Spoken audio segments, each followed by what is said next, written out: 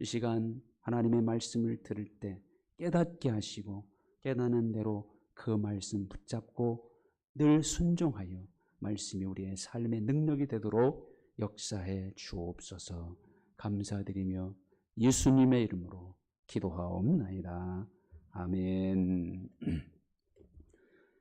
이 시간 하나님께서 우리에게 주시는 말씀은 구약성경 889쪽 시편 118편입니다. 시편 118편 6절 7절 두 절 말씀을 우리 같이 봉독하겠습니다. 시작. 여호와는 내 편이시라. 내가 두려워하지 아니하리니 사람이 내게 어찌할까. 여호와께서 내 편이 되사 나를 돕는 자들 중에 계시니 그러므로 나를 미워하는 자들에게 보응하시는 것을 내가 보리로다. 아멘. 1992년 바르셀로나 올림픽에서 영국의 육상 선수 데렉 레드먼드 선수가 출발선에 섰습니다. 이 선수는 이 종목에서 가장 강력한 우승 후보였습니다. 출발 총성이 울리고 레드먼드는 전력으로 달리기 시작합니다. 그렇게 150m를 달렸을 때쯤 갑자기 다리에 힘줄이 끊어졌습니다. 그는 그 자리에 그대로 주저앉았습니다. 그때 한 남자가 이 레드먼드에게 뛰어갑니다. 그는 그의 아버지였습니다. 아버지는 아들의 팔을 붙들고 결승점까지 함께 뛰었습니다. 이미 승패는 결정났지만 이 아름다운 광경을 본 관중은 기립박수를 보내줬습니다.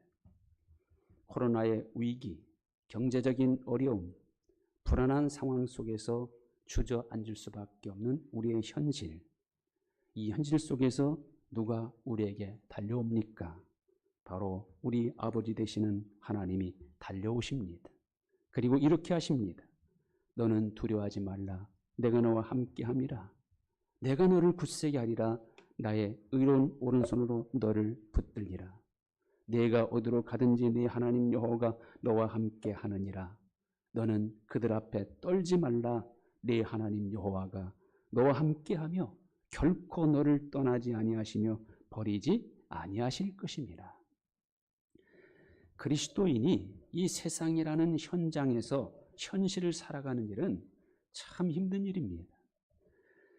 비그리스도인으로 살아가는 것도 힘든데 그들보다 두 배나 부지런해하고 더 높은 도덕적인 수준으로 살아야 하고 더욱이 세상의 어둠을 밝히는 빛과 소금으로 살아가야 하는 이 그리스도인의 삶은 그들과는 비교할 수 없을 만큼 더 힘든 일이죠. 더욱이 이 세상과 환경은 우리로 하여금 믿음으로 살아가도록 그냥 내버려 두지 않습니다. 끊임없이 유혹하고 시험하고 심지어 대적까지 합니다. 우리 그리스도인들이 가는 길은 좁고 협착한 길입니다. 그리고 반드시 고난과 함께 가야 하는 길입니다. 로마서 8장 17절에 이런 말씀을 하고 있어요. 자녀이면 또한 상속자 곧 하나님의 상속자요 그리스도와 함께한 상속자니 우리가 그와 함께 영광을 얻기 위하여 고난도 함께 받아야 할 것이니라. 우리 그리스도인에게 고난은 피할 수 없는 운명과도 같은 것이라는 그런 말씀이에요. 우리의 대적자인 악한 마귀는 우리를 넘어뜨리게 어떻게 합니까? 우는 사자처럼 삼킬 자를 찾고 있습니다. 반기독교 세력들, 반교회 세력들이 득세를 하고 있습니다. 그들은 세상에서 가장 먼저 없어져야 할 것이 기독교라며 노골적으로 적대시하고 있지요. 불의가 판을 치고 있고 반성경적인 문화가 판을 치고 있습니다. 순수한 기독교 신앙과 성경적인 것이 점점 배척당하고 있습니다. 이런 엄청난 방해, 고난, 유혹을 반드시 이겨내야만 우리 자신은 또한 어떻습니까? 연약한 육신을 가지고 있고 수시로 변할 수밖에 없는 감정과 환경을 따라갈 수밖에 없는 한계를 가지고 있지요. 그래서 이 신앙생활을 감당하기 너무 어렵습니다. 그리고 정해진 시간, 일정한 시간만 감당하면 그래도 견딜만 하고 참을 수 있겠습니다. 그런데 이 신앙생활이라는 것은 평생 해야 합니다. 쉴 수도 없고 적당히 해서도 안 되고 정말 견디기 힘든 인내가 필요합니다. 그리고 여러 가지 손해도 감수해야 합니다. 이런 현실만 바라본다면 가장 불쌍한 사람이 바로 우리 그리스도인들이죠. 이거는 바울도 이미 인정한 내용입니다. 고린도전서 15장 19절. 만일 그리스도 안에서 우리가 바라는 것이 다만 이 세상의 삶뿐이면 모든 사람 가운데 우리가 더욱 불쌍한 자이리라. 그러나 결코 우리는 불쌍한 자가 아닙니다. 왜냐하면 이런 어려운 현실, 방해 많은 세상을 살아가는 동안 결코 우리는 혼자가 아니기 때문이죠. 나 혼자 감당하지 않아도 되기 때문입니다. 우리를 돕는 분이 계시기 때문입니다. 우리를 돕는 분이 누굽니까? 그 어떤 것 누구와도 비교할 수 없는 분이요, 전능하신 분이요, 거룩한 분입니다. 이 하나님이 우리를 도우신다면 우리에게는 안 될 것이 없고 문제될 것이 없습니다. 그분은 우리에게 구체적으로 이렇게 해주시는 분이죠. 하나님은 우리의 피난처시요 힘이시니 환난 중에 만날 큰 도움이시라. 내가 누워 자고 깨었으니 여호와께서 나를 붙드시미로다. 내가 평안히 눕고 자기도 하리니 나를 안전히 살게 하시니는 오직 여호와이시니이다. 그렇습니다. 이 하나님은 하나님을 믿고 의지하는 우리와 함께 하십니다. 이 하나님은 그 누가 우리를 어찌하지 못하도록 우리를 지키시고 막아주시는 분입니다. 그 어떤 문제가 우리를 넘어뜨리지 못하게 해주시고 그 어떤 염려도 다 맡아주시는 분이요, 어떤 상황도 반드시 합력하여 선으로 인도하시는 분입니다. 가장 확실한 소망을 주시는 분이고 가장 확실한 도우심으로 함께하는 분이요, 가장 확실하게 책임져 주시는 은혜를 베푸시는 분입니다. 세상이 주는 것과는 차원이 다른 진정한 평안을 주시는 분입니다. 이 모든 것을 주시는 하나님이 우리를 사랑하시기 때문에, 이 하나님이 우리와 함께 하시기 때문에 우리는 힘들고 어려워도 기꺼이 이 신앙의 길을 갈 수 있는 것이죠. 우리의 힘은 하나님이십니다. 우리의 만족도 하나님으로부터 나옵니다. 우리의 현실, 우리의 미래 하나님이 다 책임져 주십니다. 제 아무리 세상이 험하고 온갖 대적들로 가득 차 있다 해도 그 무엇이 우리를 어찌하지 못하게 해주신다는 거죠. 사람이 우리를 어찌하지 못하는 근거가 뭡니까? 첫째는요, 하나님이 살아 계시다는 겁니다.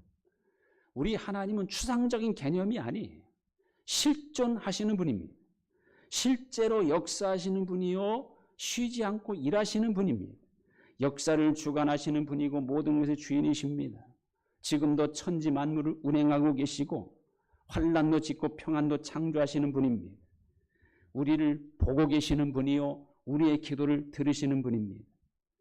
우리가 어떤 곤란에 처한다 해도 그곳으로 우리를 구하러 오시는 분입니다. 이 하나님은 멀리 계시는 분이 아닙니다. 아주 가까이 계셔서 우리가 날마다 그 하나님을 힘입어 살며 기동하며 존재하게 하시는 거죠. 큰 손, 전능한 손으로 우리를 도우시는 분이요, 우리가 힘들고 어려울 때 우리를 어루만져 주시는 분입니다. 우리가 부를 때 응답하시고 우리가 부르실 때에 내가 여기 있다 이렇게 응답하시는 분입니다. 우리 아버지가 되어주셔서 친아들을 사랑하듯이 세상의 자녀는 나 하나밖에 없는 것처럼 그렇게 사랑하시는 분이고 때마다 일마다 우리에게 필요한 것을 지금도 공급해 주시는 분이요, 매일 우리를 눈동자처럼 지키시기 위하여 졸지도 주무시도 않으시는 분입니다. 우리의 선한 목자 되셔서 반드시 우리를 푸른 초장과 실만한 물가로 인도해 주시며 가다가 우리가 사망의 음침한 골짜기를 지날지라도 해를 당하지 않도록 그곳에 오셔서 함께 해 주시는 분입니다. 이 하나님은 우리가 배에서 태어남으로부터 안아주셨고 업어주신 분입니다. 우리가 노년에 이르기까지 백발이 되기까지 품어주시고 구하여 주시는 분입니다. 그 누구와도 비교할 수 없을 정도로 능력이 많으신 분이요, 동시에 우리를 지극히 사랑하시는 분입니다. 이 하나님이 우리와 함께 하시기에 그 누구도 그 무엇도 우리를 어찌하지 못하게 하시는 겁니다. 두 번째는 하나님은 반드시 모든 사람 모든 것을 심판하신다는 것에 오늘 우리는 사람이 어찌하지 못하는 은혜를 입고 있는 거죠. 하나님의 심판은 반드시 있고 이 심판에서 벗어날 수 있는 사람은 전혀 없습니다. 그리고 각각 반드시 심판대 앞에 서야 합니다. 고린도후서 5장 10절 우리가 다 반드시 그리스도의 심판대 앞에 나타나게 되어 각각 선악간에 그 몸으로 행한 것을 따라 받으려 합니다.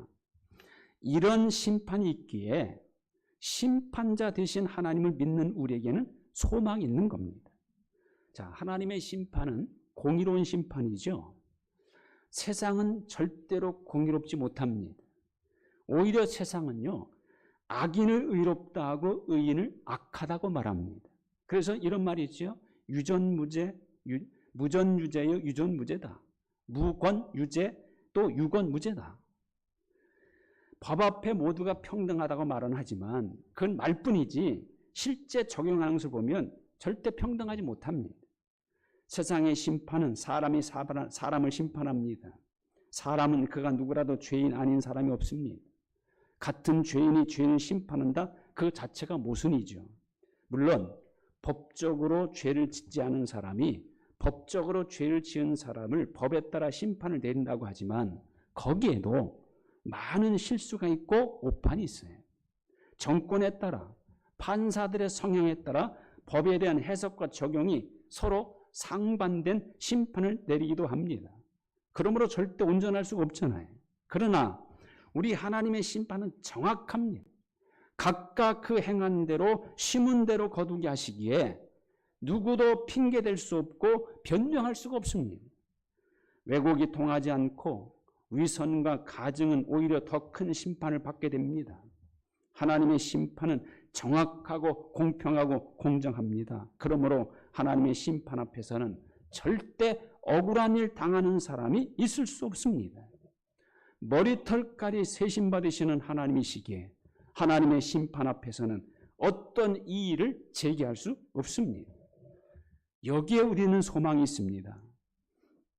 하나님이 모순과 위선이 가득한 세상에서는 비록 억울한 일을 당하고 손해를 감수하는 일도 만나지만 그러나 우리가 이 하나님 앞에서는 그것들까지도 정확하게 하나님께서 보상과 보응을 받게 하시기에 우리는 참을 수 있고 소망을 가질 수 있는 거죠.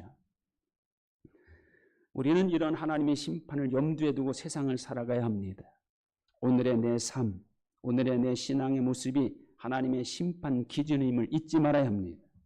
심판받는 시기는 나중이라고 해도 그때의 심판의 기준은 오늘의 나, 오늘의 내 삶입니다. 그러므로 오늘의 내 모습이 바로 하나님께 심판받는 날이라는 인식으로 살아야 합니다. 이런 인식이 바로 코람데오, 신전의식입니다. 나는 지금 하나님 앞에 살고 있다는 의식으로 사는 사람은 오늘을 소홀히 할 수 없습니다. 오늘의 내 말 한마디, 내 행동 하나하나를 신중하게 할 수밖에 없습니다. 왜냐하면 오늘의 내 모든 것이 하나님의 심판대 앞으로 다 가져가야 하기 때문이죠. 우리는 이런 하나님의 심판을 소망할 수 있어야 하고 하나님의 심판을 기대할 수 있어야 합니다. 하나님의 심판을 받을 때 오히려 인정받고 더 귀히 여김 받을 수 있어야 합니다. 그러려면 오늘 여기서 잘 살아야 하고 바로 살아야 하고 바른 신앙의 길로 가야 한다는 거죠. 이런 하나님의 심판을 소망하며 오늘을 살아가는 사람은 그 무엇이 어찌하지 못합니다. 세 번째로 하나님은 하나님 편에 서는 사람을 끝까지 책임져 주신다는 겁니다. 오늘 말씀이 정언하죠. 여호와는 내 편이시라 내가 두려워하지 아니하리니 사람이 내게 어찌할까. 여호와께서 내 편이 되서 나를 돕는 자들 중에 계시니 그러므로 나를 미워하는 자들에게 보응하시는 것을 내가 보리로다. 하나님이 내 편이 되시면 하나님은 나의 돕는 자가 되신다는 거예요. 하나님이 나의 돕는 자가 되시면 나를 미워하는 자들도 나를 어찌하지 못한다는 것이죠. 하나님께 금식하며 회개하기 위하여 미스바 광장에 모인 이스라엘 민족들, 하필이면 그때 블레셋 군대가 쳐들어옵니다. 하나님께 좀 더 가까이 가려고 회개하며 금식하며 기도하려는 그때 위기가 찾아온 거예요. 그러나 이때 이스라엘은 어떻게 합니까? 당황하지 않습니다. 사무엘을 찾아 부탁합니다. 우리가 여호와께 쉬지 말고 부르짖어 우리를 블레셋 사람들의 손에서 구원하시게 하소서. 하나님이 우리 편이 되어달라고 쉬지 말고 기도해달라는 겁니다. 사무엘은 하나님께 온전한 번제를 드리며 하나님께 부르짖습니다. 그때 하나님 어떻게 하십니까? 여호와께서 응답하셨더라. 그날에 여호와께서 블레셋 사람에게 큰 우레를 발하여 그들을 어지럽게 하시니 그들이 이스라엘 앞에 패한지라. 이 승리를 기념하여 세운 돌이 바로 에베네셀, 하나님께서 여기까지 우리를 도우셨다. 바로 그런 의미죠. 하나님 편에 서 있는 사람 하나님이 지키시고 하나님이 보호하시고 하나님이 책임져 주시기에 그 누구도 그 무엇도 어찌하지 못하게 되는 겁니다. 인간들은 예수님을 십자가에 죽여 무덤에 장사 지냈습니다. 그러나 하나님께서는 그 예수님을 다시 살리사 죽음을 이기게 하셨고 그를 가두었던 무덤을 비게 만드셨어요. 죽음도 예수님을 어찌하지 못했고 무덤도 예수님을 3년 이상 가두지 못했습니다. 하나님은 예수님을 살리사 하늘 높이 올리시고 하늘에 있는 자들, 땅에 있는 자들, 땅 아래에 있는 모든 자들로 하여금 예수님 이름 앞에 무릎을 꿇게 그렇게 만드셨어요. 하나님 편에 서는 사람은 누구도 어찌하지 못합니다. 하나님 편에 확실히 서는 것이 중요합니다. 하나님 편에 어떻게 확실히 설 수 있습니까? 내가 하나님께 속한 자가 되면 됩니다. 내가 어떻게 하나님께 속한 자가 될 수 있습니까? 예수님께서 가르쳐 주시지요. 요한복음 8장 47절. 하나님께 속한 자는 하나님의 말씀을 듣나니 하나님의 말씀을 듣고 순종하는 것이 가장 확실하게 하나님 편에 서는 겁니다. 하나님은 살아 계십니다. 하나님의 심판은 반드시 있습니다. 이 하나님은 하나님 편에 서는 사람을 책임져 주십니다. 이 하나님께 순종하며 사는 사람을 누구도 그 무엇도 어찌하지 못하게 해주십니다. 그 누구도 그 무엇도 어찌하지 못하는 하나님의 사람들로 살아가시기를 주님의 이름으로 축원드립니다. 하나님 감사합니다. 하나님의 사람들을 그 누구도 어찌하지 못하도록 철저하게 지키시고 보호하시고 책임져 주시는 하나님. 지금 우리가 살고 있는 세상이라는 현실은 우리 믿는 사람들이 너무나 힘들게 살 수밖에 없는 세상입니다. 반기독교 세력들, 반성경적인 문화들이 우리 믿는 사람들을 시험하고 유혹하고 대적하고 있사오니 그러면 그럴수록 확실하게 하나님 편에 살아갈 수 있도록 도와주옵소서. 더 하나님 말씀에 순종하며 살게 하셔서 하나님의 보호와 사랑 가운데 그 누구도 어찌하지 못하는 그런 믿음으로 살아가는 우리 예비교회 성도들 다 되게 하여 주옵소서. 예수님의 이름으로 기도하옵나이다. 아멘. 찬송 429장 1절 드리겠습니다.